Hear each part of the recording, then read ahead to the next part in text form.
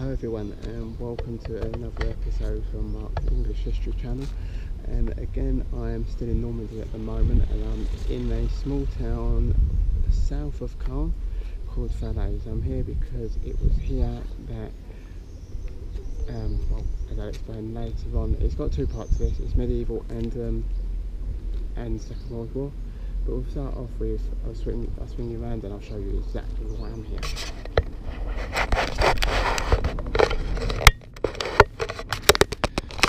I'm here because of this gentleman in the statue here, and the castle that's just sitting behind, because it was right up there in 1035, around about 1035, that William the Conqueror was born. The castle itself is said to be built upon the rocks of which Robert the Magnificent, so that's William's father. So if we have a look at this statue here, you've got all the smaller figures behind. So it starts off with Rollo, who was the first Duke of Normandy, onto his son Robert the Magnificent, then around all the Richards 1, 2 and 3, and I'll get round there.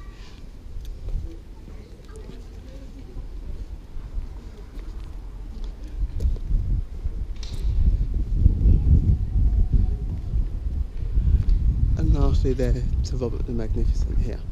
He's William's father. So it was said that he had a fortification, not this castle here, this is a later construction, I must admit, but the castle was here at the time. It was from there that he looked down into the village square and he saw a peasant girl named Helena doing the laundry, and he fell in love with her, and that was William's mother. There is a 12th century chronicle, so description about what happened afterwards, and I'll explain that as we walk up towards the castle entrance. But I also said that it was going to be a Second World War episode, so you can see here there's a Sherman and an artillery piece there, because this is where the Falaise Gap will be closed at the end of the Second World War, or end of the Battle of Normandy. It's one of the most devastating battles of the Second World War. Eisenhower himself compared it to something that Dante would write, and it's been described as second only to Stalingrad in terms of its destruction. But we'll come to that later. So first of all, let's head on up to the castle and have a look around there, and I'll explain the story of the dream. Okay, so first of all, I've got the date of William's birth wrong. It was actually 1027 that he was born here in Falaise. Now, writing in the later 12th century, the English chronicle waits for us to describe what happened that evening.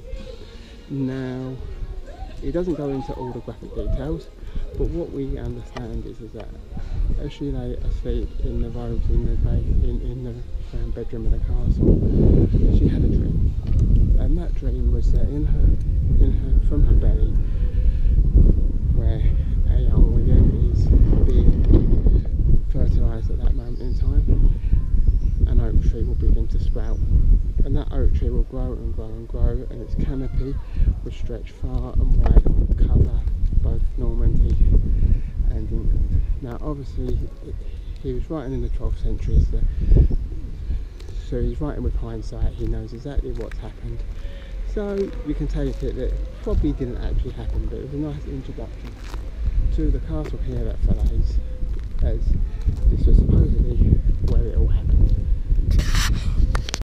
So we're inside the castle walls now here at Falaise, and you're looking around the outer yard, which we'll come and explore a little bit later.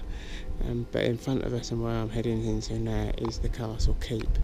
So the main square donjon, the Great Tower, is in front of us, and that is a very typical Norman construction. Over around the 11th century period, it's very similar to what is going to become the Great Towers in England, the White Tower at London, the Great Tower at Colchester and at Chepstow, for example, all resemble this style of construction. The tower just off to the left of Round Tower is a later construction, more like 12th to 13th century. But yeah, we're going to go inside, have a look around, hopefully see some cool stuff in there. Maybe we can see where William was conceived, supposedly.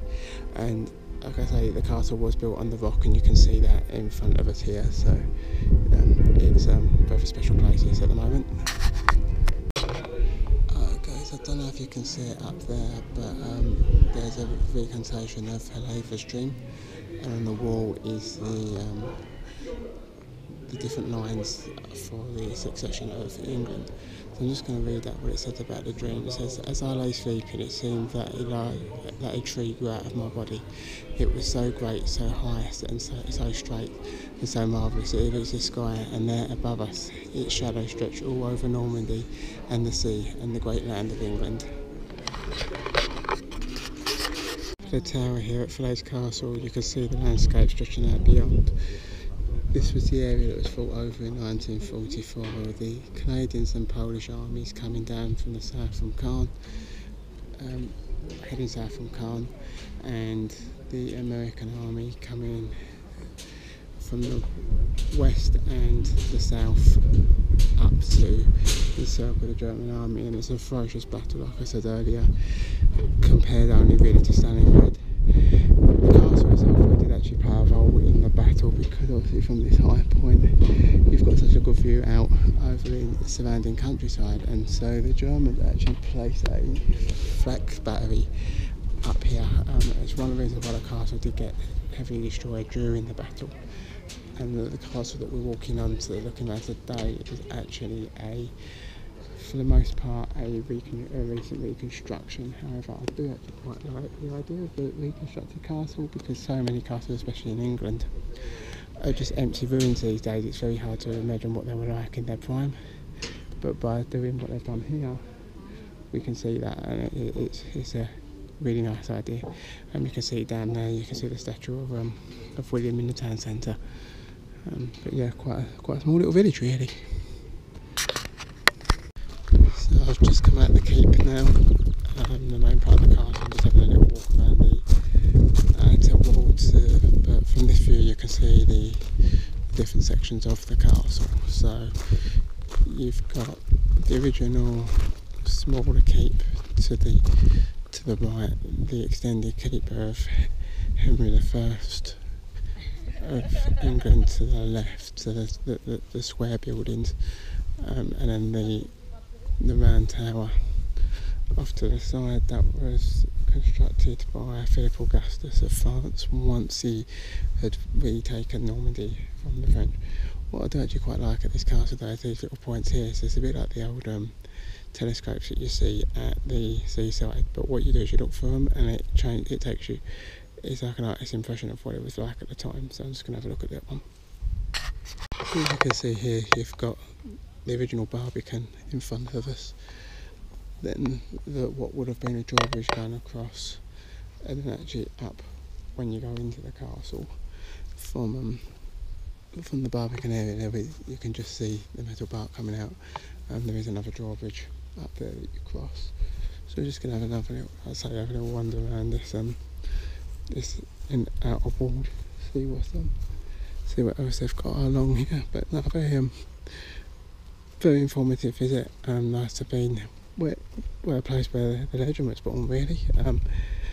Like I said, it was nice. It's good that it's in a way that it's not just a ruin and that they've actually reconstructed it, because so many castles, like I said earlier, you go around and all that is a couple of empty walls and that's it. But here you could really see sort of like the different rooms, and they give you a tablet as well, so you go around, you scan different parts, scan a little code in each room, and then it brings it up as this impression of what it was like.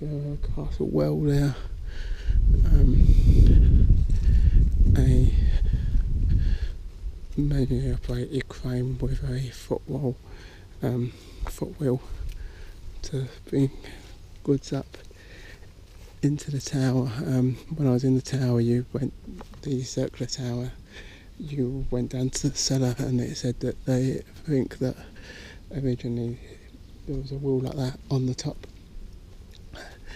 and that there was a shaft that went all the way down the centre of the tower from the top into the cellar, so that goods like that could be loaded in. It's going to come up here. There's another little viewpoint here. So let's see which one this is. It's looking through back through the courtyard. Okay, so looking through that viewfinder there, it's a bit like the old things you used to have as kids, for us older ones out there that remember those.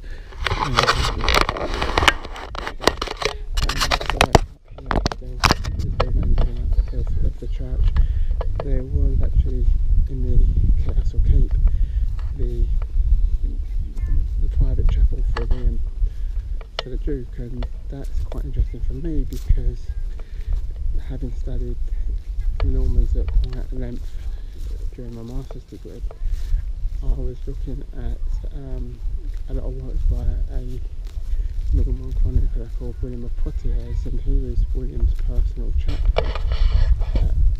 So I had a good view of everything that occurred during William's life, albeit he's rather on the bias side towards William, which was discussed in the episode of London Battle of Hastings. But that was where he would have practiced, so that was sort of quite interesting for me to go to that sort of see something like that. So we're just, like I say, we're walking along here. This is the All-Weather Church. Down here there's a rock formation up here, which from back there I thought might have been a ruin of some description, but it's just more of the rock on which this castle was built. Obviously the early castles when they were built, generally just put in stockades, things like that, they did always take advantage of the natural features. So something like a rock formation similar to that castle at Edinburgh sits on was always in use. So I'm just going up there to the next one of these little viewpoints, so I'm just going to have a look at this one. Okay, so the parish church would have been in and around this these bushes here, so let's go up there. There is another one, the viewpoint finder's just down there, but that was the one that I looked at when I first came in, so that's fine. So we're going to go have a look up here in amongst these bushes, see if we can see anything of the remains of the old church. You've got the visitor centre beyond, the ticket office and the shop, and then beyond that a further bit of curtain wall which will probably have a look round. But no, very interesting, very good visit to the castle. There's a museum I'm going to visit to in a moment. It's all about the Second World War here, so that'll hopefully inform me to talk a little bit about what happened there. We're up here now. No, there's nothing really up here, so it would have been on this high ground, kind of where we're standing now, which does make sense. It's probably the highest point, one of the higher points within the outer walls. And yeah, I think these by the look of it, these bushes, and you've got what's semi like an auxiliary sort of place there, is kind of the rough position of the church. And obviously, like a lot of things in the castles, most of the internal buildings would have been made of wood, so there's no sort of obvious landmarks left, unfortunately. So we're now in what's called the Vidon, and this is part of the outer defences of the castle. You can see the outer curtain wall here, so this was built a lot later, typically like the English castles, where originally they started off as being large towers and later just became more like walled enclosures, to other buildings like halls and things like that.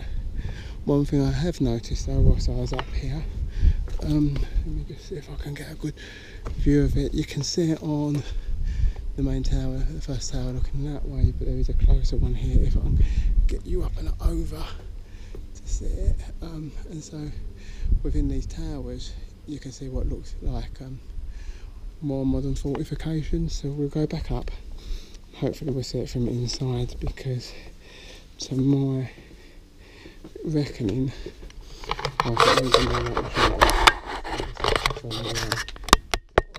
so we'll go back up and have a look at those. Give us a sec. Okay, so this is that position that I was talking about from the Vidon, looking back this way, and when you look at it in comparison to the other windows and archery slits here, this looks a lot different. So the main bulk of the windows being blocked up, and that to me looks more like a machine gun post with a sweeping field of fire down there across there, so I do think that these exterior curtain walls were certainly used during the Second World War. So yeah, so we're in the lower section of the tower, which is just above, and you can see here an early example of a gun emplacement in this tower. Likewise one here as well, but as you can see, compared to the one upstairs, it's a single aperture, one shot view, so to speak, whereas the one that was upstairs had a sweeping field of fire. So obviously as you move from gunpowder, weaponry such as the late Middle Ages and the early modern period, through the whole gunpowder period, you tend to have this more one directional shot. Once you get into the more modern period, from the First and Second World Wars, such as when the battle was fought here, you have weapons with a sweeping arc. So that's why, in my opinion, that high, the one on the tie level, is certainly from the, if not from the Second World War, at least from a more modern period.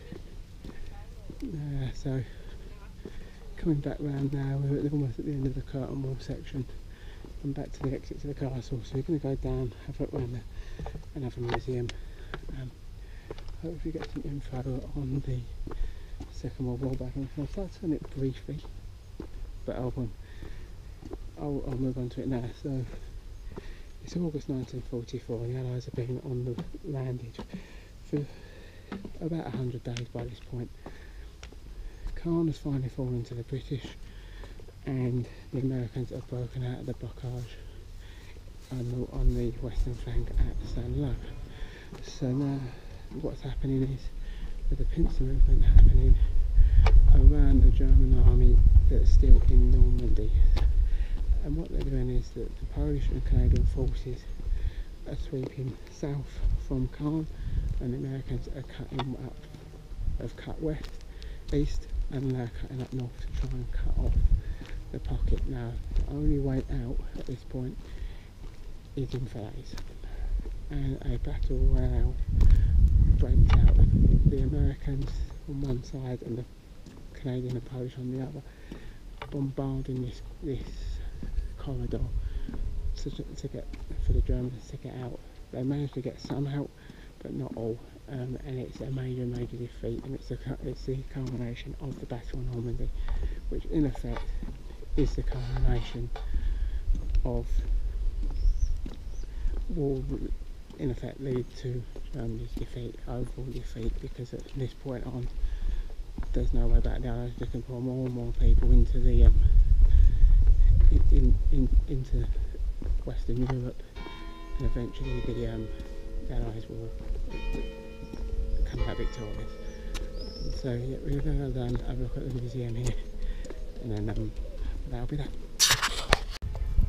So I've just come out of the museum, and it wasn't so much about the battle, it was about the civilian life in occupied France, the resistance, and life in Normandy during the Battle of Normandy. Now, it did say that Falaise, because this is the pinch point of the battle, it does get heavily bombed by the Allies. Over 300 casualties, civilian casualties, inflicted here by bombing, and the place is flattened, which is why so much reconstruction needed to be done on the castle, etc.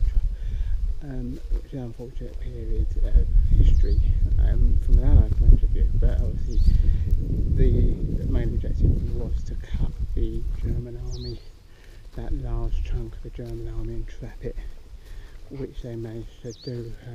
Part of it did escape over the Seine, and that will be the army that will fight all the way up through Belgium, Holland, onto the German border, which will eventually lead to the campaign to the likes of Operation Market Garden at Arnhem, and the German counter-attack at Bastogne, or otherwise known as the Battle of the Bulge, prior to the invasion of actually Germany beginning.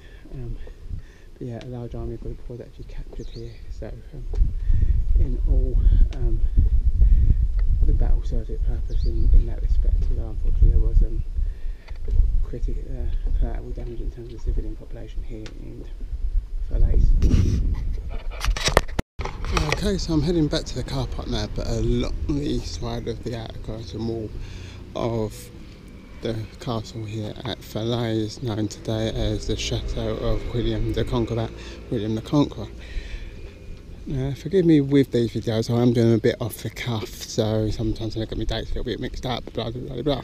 But there is one story from this castle that I do like to, I have forgotten to mention so far, and that is that when William becomes Duke of Normandy at the age of 7, and he's entrusted into the care of a selected number of guardians, handpicked by his father, the 5th Duke of Normandy, Robert the Magnificent. Now, one of these men was Osborne, his steward. Now, early on in William's reign as Duke, there's an attempt made on his life by rebel barons, who obviously an infant Duke. We can get more power if we get rid of him, and maybe I can be Duke, sort of thing. So this attempt is made on his life here. Now, William is saved because Osborne the steward basically bars the door to allow William to escape out the window and over the wall and away to safety. Now, in doing so, Osborne is killed.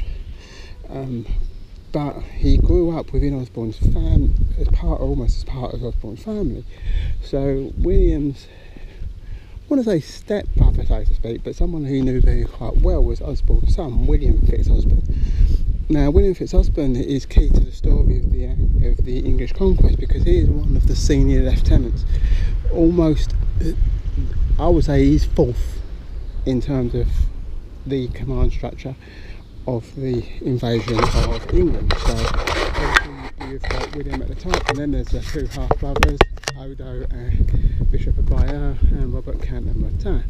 Actually, Falaise is in the province of Mortain. And then it's William Fitz-Osborne. Now, William Fitz-Osborne later goes on to, for example, found Chepstow Castle. So he's a senior figure within that Norman hierarchy, and he's there because what his father did help save William whilst he was at this castle.